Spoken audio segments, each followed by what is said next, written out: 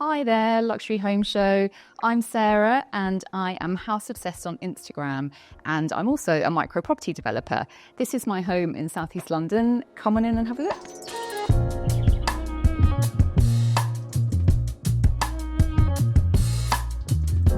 The garden is actually the reason why we bought this house. I really wanted to, as I take you through the garden, to create a sort of meandering kind of route through the garden so it's not a straight line from one end to the other. I think lighting is so important, not just obviously from a practical point of view, but also I think the lights should, sort of be a design component in their own right. So even when they're off, they add something to the room. Probably the best feature of this house, certainly the thing that goes viral whenever I mention it on Instagram, is our... We moved in here 2 years ago, and that was after about 18 months of building work. So actually, we bought this house back in about 2018, rented it out for a couple of years whilst we were thinking about what to do with it and getting the money together to do some work. Then we spent quite a lot of time going through planning and did all of that whilst COVID hit, so it became quite difficult. The interior was basically pretty much all me. It's very much Scandi-Minimalist is how I would describe it, just with pops of kind of muted colour and tones. Lots of woodwork, as you'll see as we go through the house. And yeah, we live here with, it's me, my husband, Pete, our two children who are 20 and 18, our dog Harvey, the Whippet, and our cat Nelson. This house was really different before we got our hands on it. So it was a 1950s post-war pebble-dashed house. So we extended it 6 metres out the back. We extended it first floor out the back. We went sideways into our side return and we went up into the loft. So we managed to double the footprint, or more than double the footprint doing that. We've come from a Victorian terraced house, and you have a lot of those obviously in London. They tend to be quite narrow and quite often narrow and tall. So we just wanted more width. So it's not quite a double-fronted house, but it's nearly that kind of width, which as we go through into the back, you'll see what a difference it makes.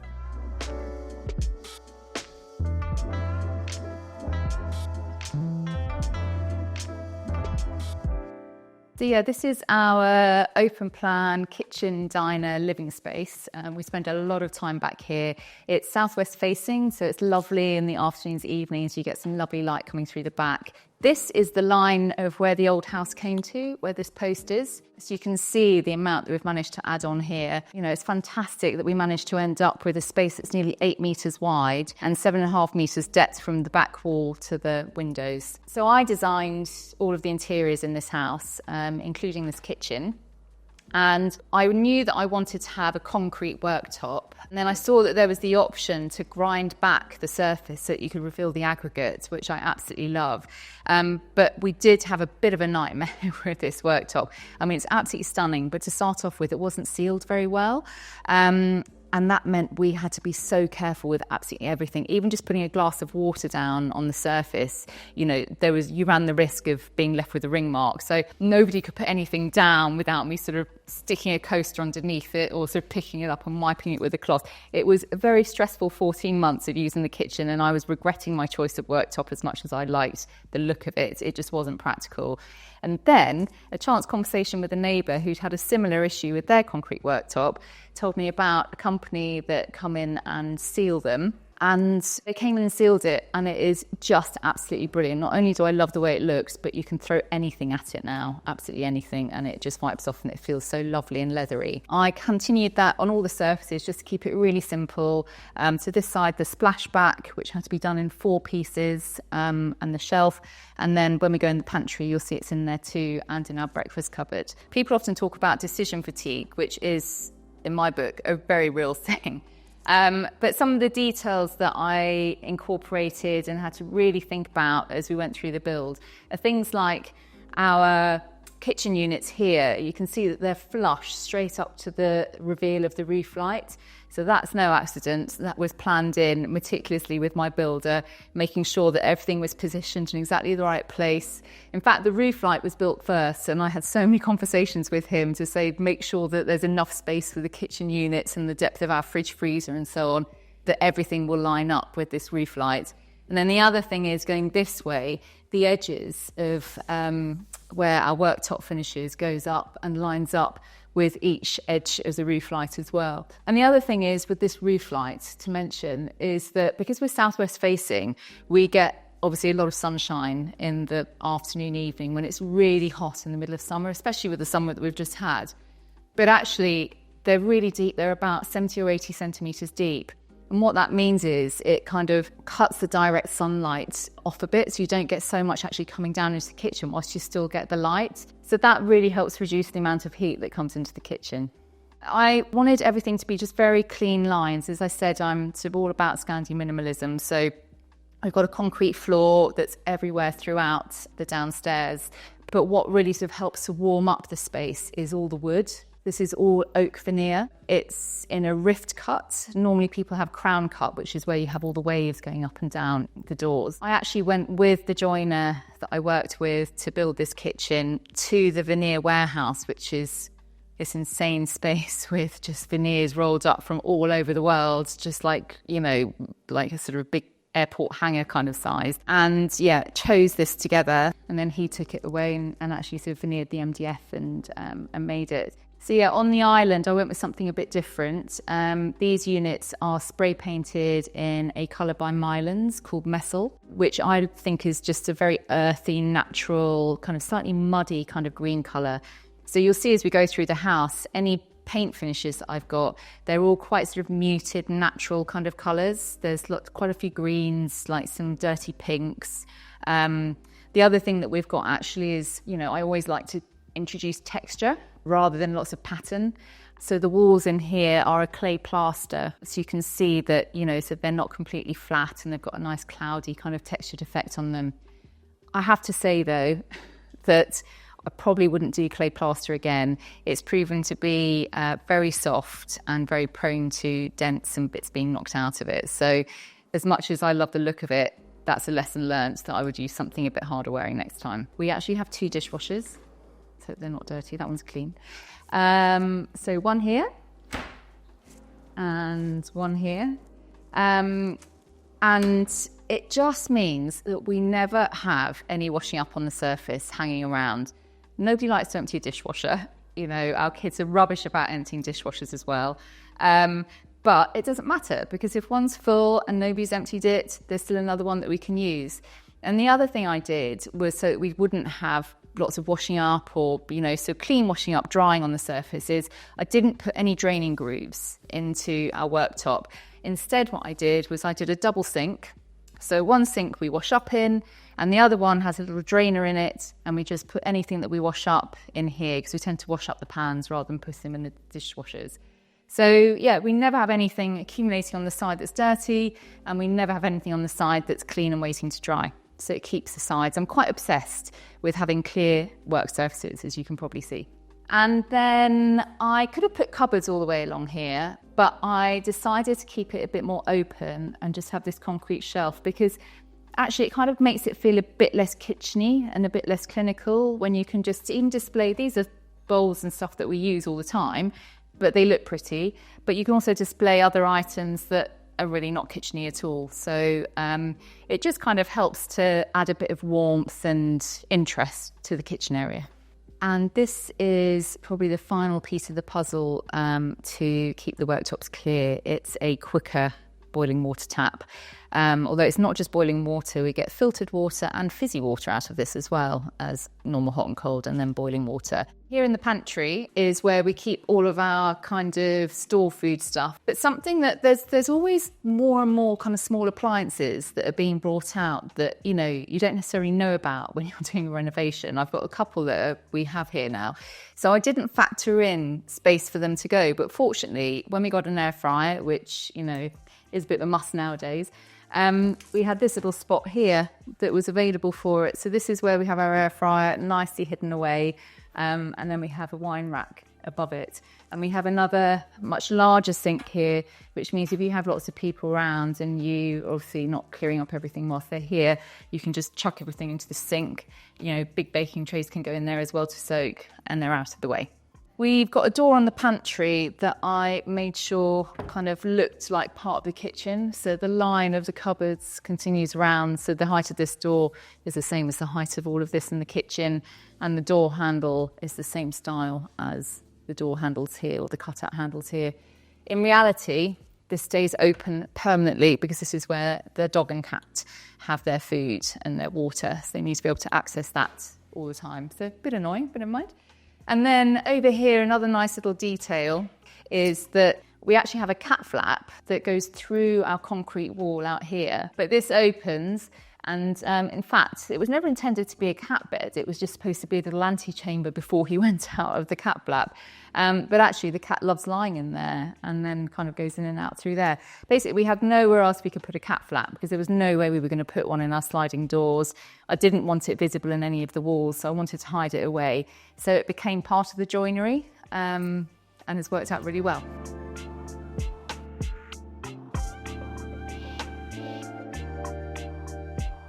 So yeah, this is our living area. Interesting, when we first moved in, it was kind of August, September, and that first winter we spent all of our time in the front room in the Snug because I think it's a bit more cosy. And then when it got to summer, we just thought, actually, we're not using this area at all. We found ourselves migrating naturally to this area and sitting here every night to watch TV just because, you know, you've got the back doors open, you've got the view of the garden.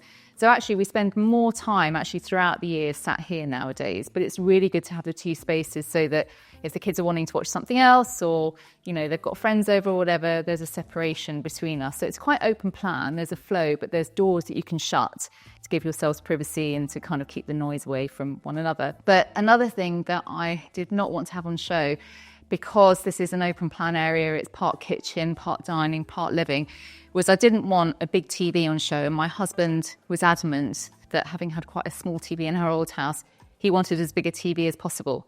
So I designed this, our hidden TV cupboard. But actually trying to find a way to do these doors was a bit of a nightmare without spending a fortune. I wanted it to be flush when it's all shut. I didn't want anything sticking forwards from anything else. And I thought it would be simple, you know, surely there's just some hinges you can put on, but because the hinges have to go in the edge of the door rather than in the face of the door, it was actually a really difficult thing to do, and my joiner did a really fantastic job.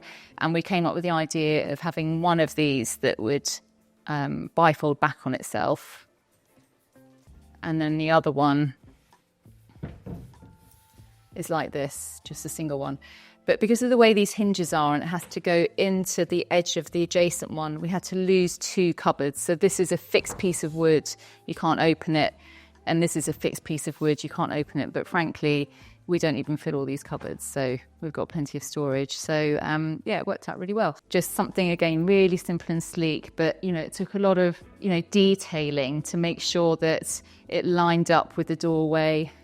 We actually built this nib out. There's no particular reason for this to be here, but so it lined up with the edge of the fireplace. This fireplace was a real head scratcher. It was really stressful figuring out how to do it in terms of regulations, you know, to do with fire and so on.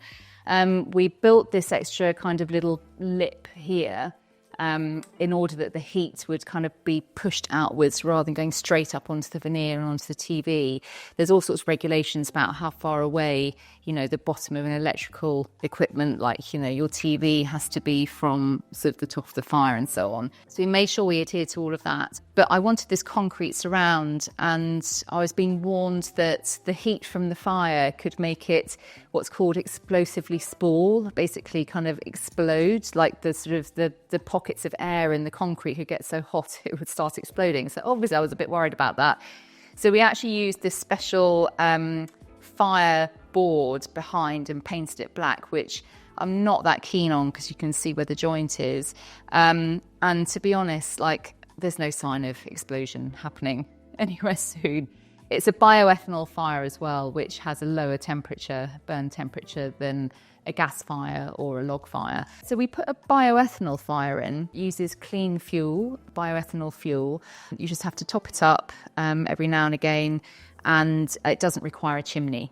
So, you know, it worked really well. And it's, again, sort of lovely, sleek and modern. So it really goes with the look of the whole house and the living area. So the fire is from a lovely guy called John from bioethanolfires.co.uk. And he was just brilliant and so knowledgeable and so helpful. even if we did struggle to find out what to do about the back. But anyway, he was great. Yeah, we were in our old house for 22 years and we had the same sofa for those 22 years. And we always just said, when we move, we'll get a new sofa. And 22 years later, we finally moved and we finally got a new sofa. So we did a lot of research. This is from Hay and it's their Quilton design. It's modular, so you can kind of configure it however you want. But obviously we wanted a corner sofa so that it kind of sections off this area and there's more options for seating, watching TV, because we were thinking we need to fit 4 of us plus the cat and the dog on the sofa. You know, worst case scenario, that rarely happens, but you know, worst case scenario. And then we've actually only just got this coffee table yesterday. So we've been here for 2 years. I'm the kind of person, I'll kind of get involved, sort of making decisions quite quickly about, you know, the structure of a house, a room, you know, sort of the materiality of the room and so on. But I find it really hard to make decisions on final bits of furniture and furnishings. And so we have actually just had this side table has been our coffee table for probably about the last 18 months. And before that, we didn't have anything. So I'm so chuffed that this has just arrived. It's from a new brand, actually, that's just arrived in the UK called Castlery. And it's this brown marble, which I realised, actually, I do obviously love it because it goes with the brown marble that I had chosen on this Anne Tradition table. And it just really grounds the space. It kind of brings that chair into the space finally. We got the side table to go with it as well. I absolutely love it. I'm just so pleased it's here and ready for this filming as well. You know, final bit of our open plan area is the dining area. And we wanted to put that by the back doors. And there was a bit of debate about whether we did the seating area by the back doors or the dining, and I just thought actually it's nice to sit and have meals closer to the outside, whereas you want to be more cozy and kind of, you know, in the inner sanctum of the house with the seating area. So we did it that way around. This dining table, again, I've had it for years actually. I bought it, I think it was from 2021. It's an Alvar Aalto finished designer table, very kind of Scandi, mid-century. And then the light is the Strand from Muto. And it just gives this lovely diffused light. And it works really well. We love it. I think lighting is so important, not just obviously from a practical point of view, but also I think the lights should, you know, sort of be a design component in their own right. So even when they're off, they add something to the room. So the Strand light here, I think, does that. These wall lights, which are from J. Adams, this is their Orbit wall lights. You know, it's got a really pleasing, lovely, smooth marble surface, just very subtle. So we've got 3 of those dotted around the space. And then over here, this is actually another Muto light. You can tell I like Muto. I have I'm a bit sick of lots of pendants over islands. Obviously, they're practical in terms of lighting a long length. Our island's like 3.2 metres long, but this is the linear light from Muto, and it is just the best light for the island. You know, it's got this lovely diffused light, so it gives perfect amount of brightness, you know, at night time. You know, it's just a brilliant task lighting, but without being too glaring in your face. It's just a really lovely soft light. And I just love how sleek it looks as well. So I'm really, really chuffed with that. And then you'll see there's no kind of recessed spots at all in our ceiling. I've got these tubular spots, which again add something to the room and to the ceiling. And then over here, I've got angled versions. So in the living space, we can direct them onto pictures or, you know, onto, if you're reading on the sofa, they can be directed onto you. So they're a bit more versatile. You know, I've kept it quite simple. There's no need to like put a grid of lights all over your ceiling, but be a bit more purposeful about how you light your spaces.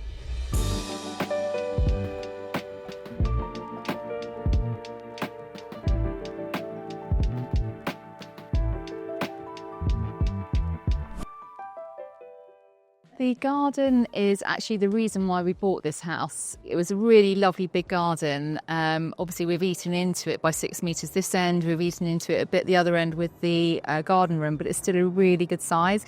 And it's wide. It's like 8 metres wide, so it just feels really generous. I really wanted, as I take you through the garden, to create a sort of meandering kind of route through the garden, so it's not a straight line from one end to the other. We started off with this big patio area. I decided not to continue the concrete floor outside because I just thought that would end up just being too stark and probably it would just end up getting too kind of stained all the time.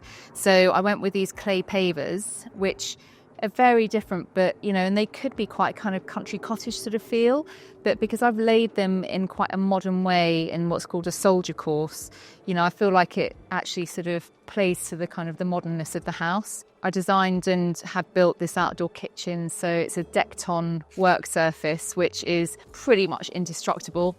And we had this built before we'd had our concrete sealed inside. So I was adamant I wanted something that was just never going to cause any problems.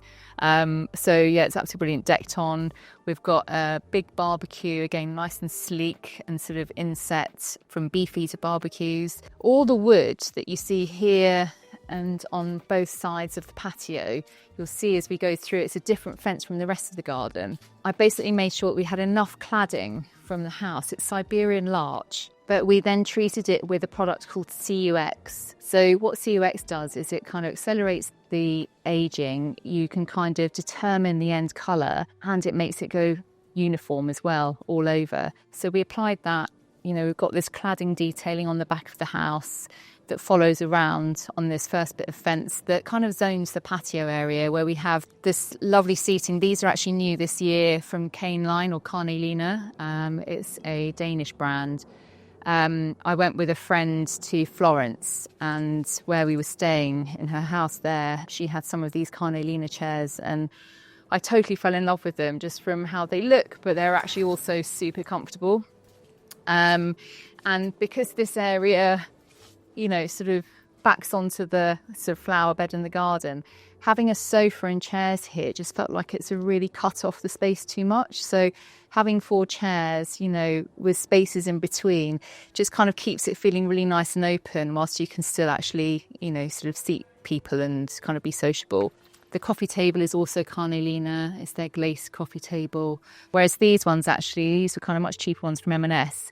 And the top is actually a piece of the decked-on worktop that I just had the guys kind of cut in a round shape to fit on top. And then over on this side, we've got the dining area. I mean, there's obviously a lot of space out here, but to kind of really maximise on the space and to try and keep away from the steps, I created a bench seat into a concrete retaining wall. So my builder did the concrete retaining wall. We've got slightly different levels of gardens on either side of us. I've talked about Muto before with some of our lights. This is actually a Muto table as well. I think it's called their linear table. And then these chairs are the Bliss chairs from Carnelina. And I mean, they are just so beautifully made and organic and really, really comfortable. I love them. So we had different levels in the garden originally, but we sort of dug further out. You just go up the steps to the top level of the garden. And up here, I sort of interspersed the clay paving with gravel. As you go through, you'll see that I alternate between the two. Got the kind of green grassy area, which we actually never use. I don't know why I thought we'd be doing cartwheels all over it, or I don't know, so just lying on it or something. Harvey uses it. He sunbathes on it, but otherwise it doesn't really get used very much, but it looks nice. That side of the garden is the most sunny. This side is like nominally shady. So created this as a little kind of shady seating area, but we also have the pergola, which has worked out really well. I worked with GRDN to do all the planting. They come up with some suggestions. I had some suggestions, but I did a lot of the sort of final planting design as well, even though I don't know a huge amount about plants.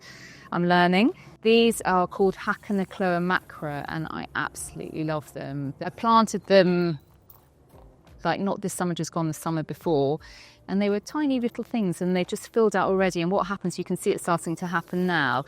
In the autumn, they just go this vibrant rusty colour, and you just keep them all winter, providing lovely structure.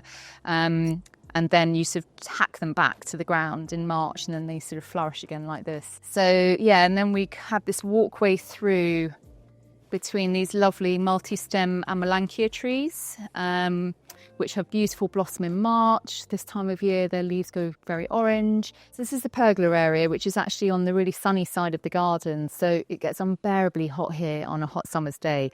So this year I bought some coconut fibre netting, and I sewed it together to create a sort of meshed but very natural fibre cover going over the top. So that makes it, just filters the light and just makes it a lovely shady spot to sit. And also, you might be able to just see we've got some blinds at the back here, because as you can see now, at the end of the day, you get the sun sort of streaming in through the back of the pergola, and it kind of comes underneath where the netting is, and it's really hot. So I've got these blinds that come down to shield you from the afternoon sun as well. So it's been a really lovely place to hang out when the rest of the garden is just too hot. And then, yeah, this final area, which is slightly raised up again, is our kind of sun deck.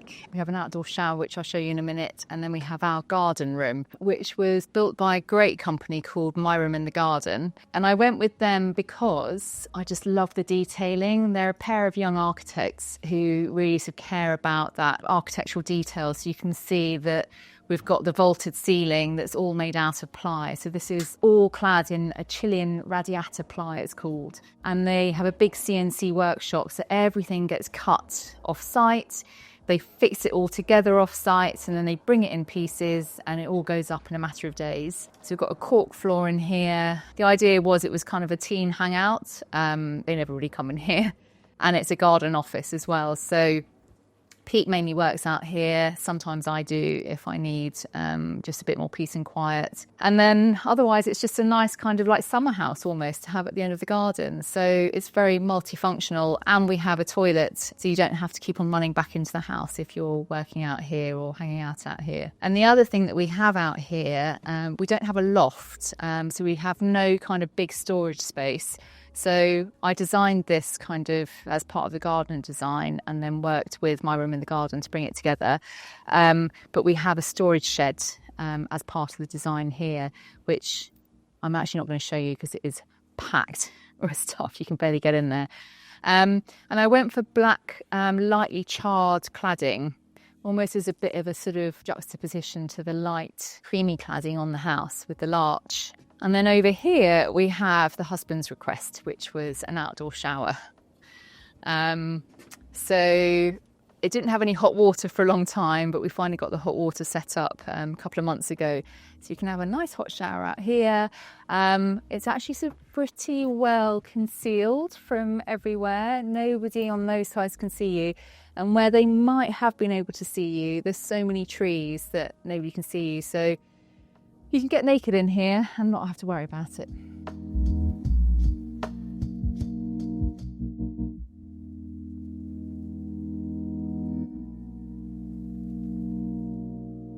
Yeah, so back inside now, connecting through from the open plan living area, we have a study. We have big sliding doors that you can pull across to close off the different areas. So it gives a bit more flexibility. It's kind of, I guess it's called broken plan space rather than open plan. Although it's in the middle of the house, the middle kind of footprint of the house, so it's not directly leading out, it doesn't have windows or doors directly outside.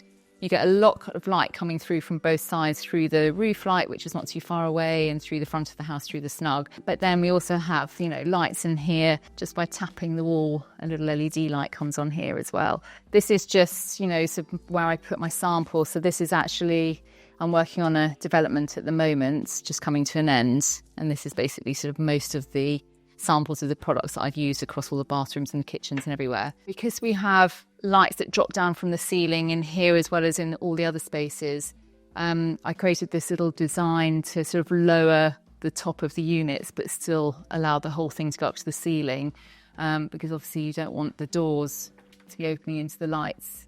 But yeah, love working here, and it's great because when the kids are around I can kind of chat to them as well as working, and it works really well. And then this is string shelving, so modular shelving. I think this was invented in like the 1950s or 60s or something, and it's still going strong. I was thinking about putting built-in joinery here. We've got a lot of built-in joinery, and I just thought actually it'd be nice to have something that I could take with us if ever we do move. So we wanted somewhere to put all of our books, but that wasn't in like a main living space because it can just feel a bit cluttered and messy.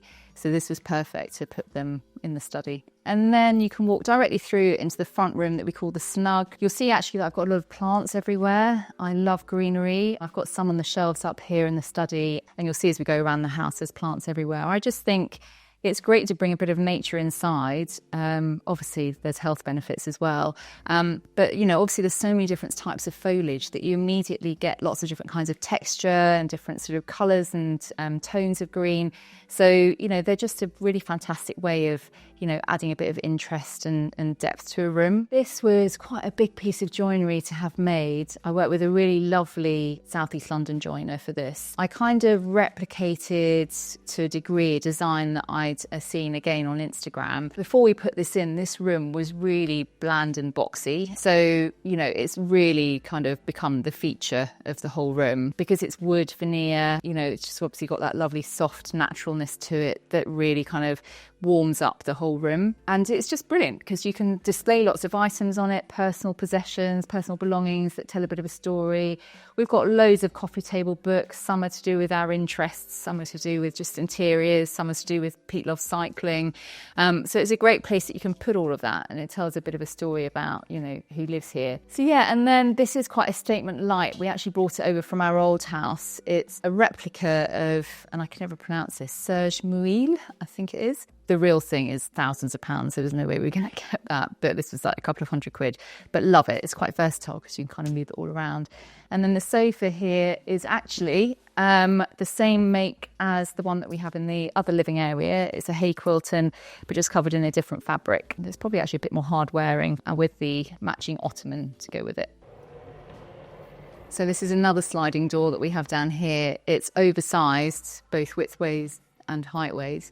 But again, it's just great for not taking up space in the room, but being able to kind of close the rooms off from one another, you know, if people are watching TV and you don't want to hear anything.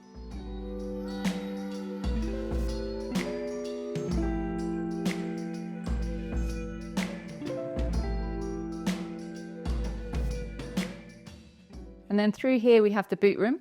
Actually, it's got another sliding door, which never really gets shut. Brilliant for storage, putting away all the clothes and the shoes, although inevitably everybody comes in and the shoes get left right down here.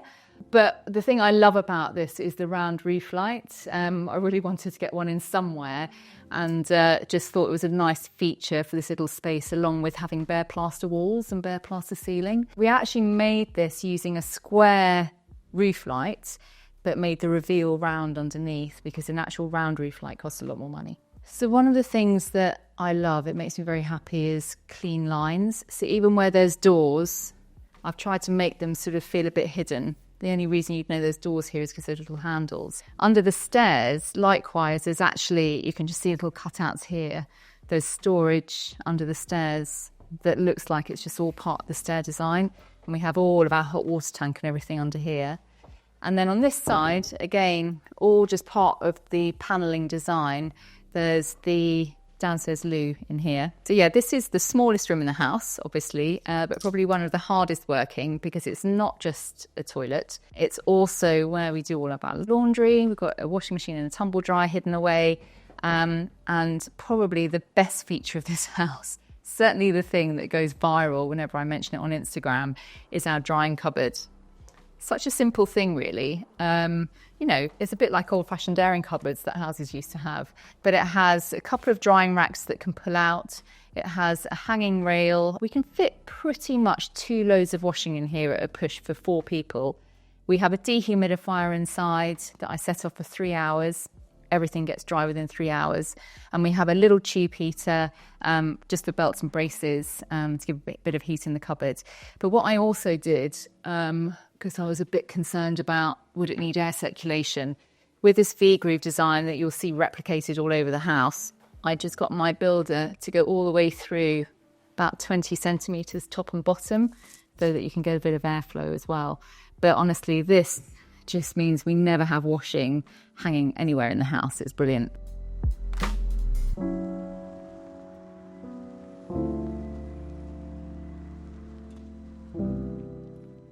Okay, so that's it for the ground floor. We'll go upstairs now, but before we do, I just wanted to point out a couple of things about the stairs because they're actually big feature of the house. We moved the whole staircase back to create a much bigger kind of entrance hall, and I wanted a new sort of modern staircase. And this design I'd seen an architect had made and used the same joiner to create it. So these kind of finned balustrades are a modern take on a traditional staircase. But what's really lovely as we go up, you'll see some of these continue all the way up through the house. So the 2 flights of stairs are kind of more continuous. And the other thing that you'll see as we go around the house is that we have flush skirtings everywhere. So these are just very sort of modern minimalist details that take a bit of thinking about, and definitely a builder who's kind of really happy to give it a go and sort of make the effort, which mine was, fortunately. But yes, we've got flush skirtings with a 10mm shadow gap all over the house.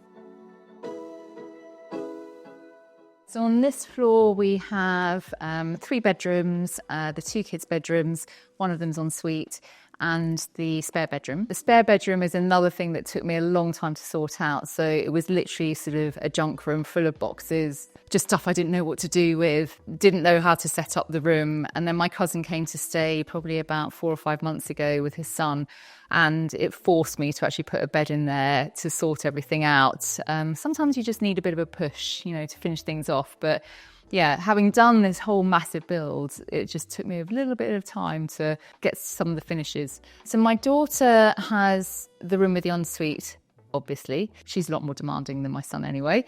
But actually, his room is to my right, and to my left is, the general bathroom that serves a spare room as well. But because we rarely have guests, it's just his bathroom, really. But yeah, so in here, I offset the kind of quite busy, sort of darker kind of floor and wall tile with this lovely birch ply joinery.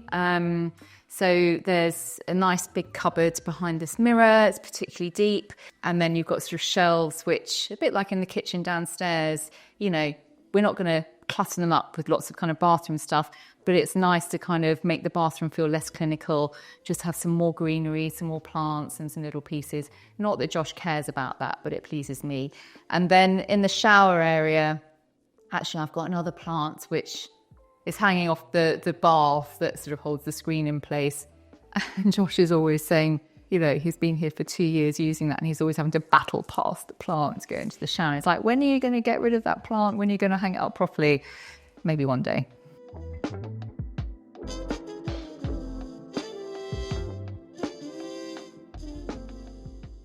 So this is my son's room, Josh's room. He's actually gone off to university now, so I can make it nice and pretty whilst he's away.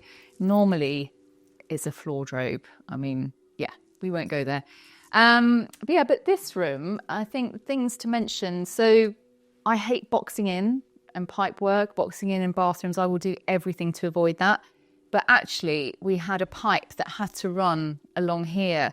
So I created a bit of a design with this wall to make it seem intentional and to make this seem like an alcove that's been created rather than just having a box running along the top of the room. And this is CNC cut MDF to create this panelling that we then painted in another green Mylands colour called Serpentine.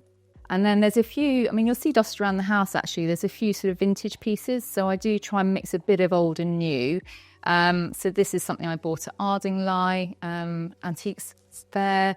I think this was probably an eBay thing. In fact, there seems to be quite a lot of vintagey stuff in his room. I think this was something we inherited from a relative. I bought this on eBay and refurbished it myself, like when Josh was quite young, but it's kind of come here as well. So you'll see there's kind of a few sort of eBay purchases, vintage pieces mixed with some new things. So yeah, this is my daughter Sophia's room. We won't go through this in detail because it's got all her personal possessions. She still lives at home. But we've got Harvey, who's always finding a bed to lie on, aren't you, Harvey? So Sophia tends to keep her door shut most of the time to try and avoid that happening. This is actually Pax IKEA wardrobes. A bit of a surprise because this last door is actually not a wardrobe door. It's the door into her ensuite bathroom. I love pink and green, so I chose this combination. This again is CNC cut joinery, which opens up to a lovely big cupboard. Very messy in there. So we're not one of those families who has really neat cupboard interiors. Some people do, but I don't know how. And then she has a shower in here. So this was a bespoke made crittle door with a very pleasing shutting sound. Do that again. plunk. And yeah, she's got quite a decent sized shower in there actually. But I kept this side glass as well, made it a sort of corner unit so that you get the light from the window coming through into the shower so it's not too dark.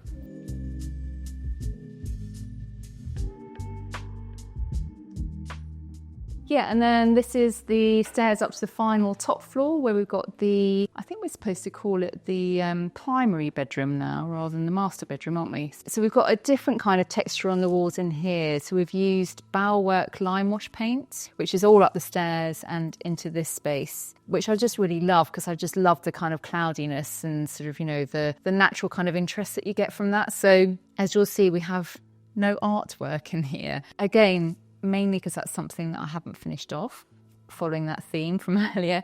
But I do feel that because of the lovely texture on the walls, it's almost like a piece of artwork in itself. So it doesn't feel kind of bland and boring.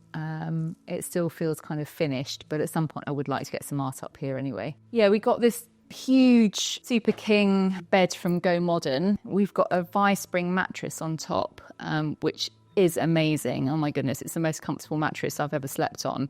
But it's so heavy. It's actually too heavy for the kind of the pistons of the ottoman. So you can't actually, we have two of us to lift it up, hold it up whilst we do anything underneath it. So not quite as easy a storage solution as you might think. These pendant lights by the bed, these are, you might recognise the same design as those little wall lights downstairs in the living area. So they're the J. Adams orbit lights in the same black marble, but in the pendant version. And then we have the same sheer curtains as we have downstairs. This is all from Silent Gliss with the recessed tracks. And we have one for the sheer curtain, which keeps the heat out, so direct sunshine out, but also gives us privacy because otherwise, although the houses are not very close to us, you know, sort of on the neighbouring road, probably people could see in, especially at night time. And then we have a second track, which is where we have our near blackout curtains. And then through here we have our dressing area. So these are PAX units that have wood veneer continuing the oak theme through the house. Doors that were made by joiner, and then again I've continued with some of the same handles. So basically got two kinds of handles in this house, this kind and then another one from Corson Architectural. But these blinds, I'll show you how they work, are absolutely brilliant. They're from Luxaflex. They're duet blinds and they are top down, bottom up. So you can have them like this, or you can have them all the way down, or you can have them all the way up, or you could just have them half on the top of the window. We have them permanently like this because we don't need to block out the light. We just need privacy on the bottom half of the window. And apparently you get 2/3 of your sunlight through the top third of your window. So it's always good not to have something kind of covering the top part of your window. And then this is our ensuite bathroom, and we've got the same blinds in here. I'll show you how it works. So it's automatic. So you can either just have it all the way up. So in the morning when we've got sun streaming in here, we might put it up just to stop it kind of glaring on the mirror. And it's just fantastic because, you know, we can just use a remote control for it. Yeah, these tiles are obviously quite a statement. They are from Domus. I've got a few tiles from Domus, and ideally I would have loved marble or a natural stone. Then I went into Domus and I showed them a picture of, you know, sort of a bathroom that was my inspiration for our ensuite. And one of the guys there said, "Oh, what about this?" and showed me this tile. Totally fell in love with it. I've used it here and I'm actually using it on my current development as well. And I've taken it up the wall here, created this ledge with a mitered edge on the corner. And then we've used micro cement in here on the walls and the ceiling. Again, it's that kind of cloudy textured effect that, you know, I've talked about that I really love. You'll see that we've got a lot of bronze finishes around the house everywhere. So I continued that theme in here. So this is a bespoke made, it's oversized, obviously floor to ceiling shower screen. One of my things that I'm always really conscious of with showers is I hate water splashing out. So I wanted this to be long enough. So I think it's like 1.2, 1.3 meters long. So I'm just always trying to have like a minimum, absolute minimum of a meter screen for the shower. This basin is from Cast Concrete. They have so many amazing colours. It was hard to choose which one to go for. This is, I think, their Sienna double sink. When it arrived, I suddenly thought, oh, I made a terrible mistake. I should have gone with something more neutral, but actually, as the only kind of pop of colour in the room, it actually stands out in a really good way. It kind of really adds something to the room. I love it. And then these are our bathroom cabinets, which are actually just IKEA cabinets sunk into the wall. I actually made some of this myself. So I bought some metal angles and they were a really gaudy, kind of brassy colour. So I had to try and age them myself. I mean, the whole process was ridiculous. I don't know why I bothered. And then I had to buy the pieces of mirror, and then my builder kind of like put everything together. But they've got demister pads in them, so it's brilliant. Like, they never steam up. They come on with the lights. And yeah, the bath is from Lusso Stone, and I just love the fluted kind of design of it. It's really comfy, but I think I've had one bath in here in 2 years. I'm not a bath person. But I think it's important to have a bath in the house, even if we don't use it. Somebody else will use it at some point. And, you know, it fills the space nicely. It's a nice feature in the bathroom as well, underneath the window.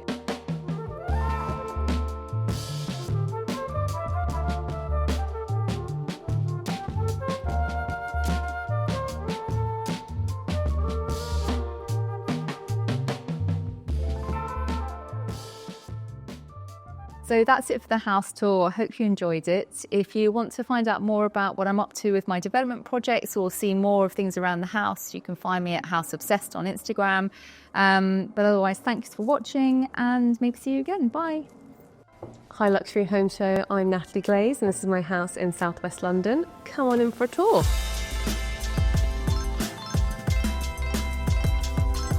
It's an old house. It's like it hadn't been touched for about 70 years. And I was like, it's such a beautiful old home with so much history. I wanted to make sure I kind of brought in lots of textures and vintage pieces